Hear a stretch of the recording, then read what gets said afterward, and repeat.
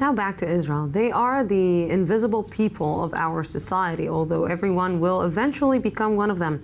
The share of elderly Israelis living even after tax and welfare benefits is the highest in all OECD countries. Israel is also the least effective in reducing elderly poverty rates. i24 News correspondent Shachar Peled on the darker side of social disparity in Israel.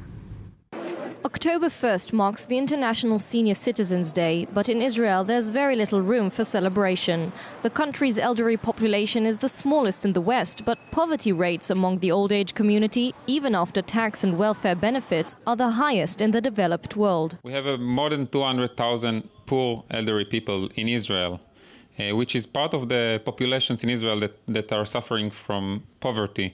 A newly released report by the Central Bureau of Statistics provides the gloomy numbers. Out of some 160,000 people over the age of 65 in Israel, 21% are in need of social assistance. Almost half indicate their health situation is not well, as 36% say they often feel lonely. 16% say they have no one to contact in time of crisis or distress, and 40%, some 317,000 people, have given up heating or cooling their homes due to financial difficulties. In a sense, the problem of poverty among the elderly is considerably greater in the rest of the 22 developed world countries than in Israel. But the differences between Israel and the other countries regarding poverty reduction among the elderly are huge. After the social safety net is spread, the situation simply reverses.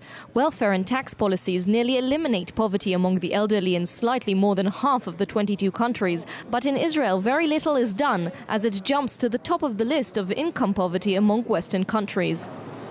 But why is Israel so high in this infamous category? Some blame the fragile security situation, whose budget comes at the expense of the welfare systems, and there's also the political dimension. Demographics of the elderly are simply working against them in Israel, as they have no real political power or influence since the rise and fall of a pensioners' political party in 2009. There is no lobby for poor people in Israel, and what we are trying to do is to become kind of a lobby for these people that have a lot of walls to connect to the places where decisions are made. The situation is well known to the Israeli government, but very little is done. A few months ago, a committee was issued to fight poverty in Israel, but some believe the situation will remain unchanged in the years to come. This committee arranged a list of steps that the government has to do. This is the official papers, and now we have the 2015 budget in Israel, and as we see it, it looks like next year is going to be the same picture, the same situation in Israel. The case of poverty among the elderly provides what is perhaps the most striking illustration of the ineffectiveness of Israeli tax and welfare programs in reducing poverty.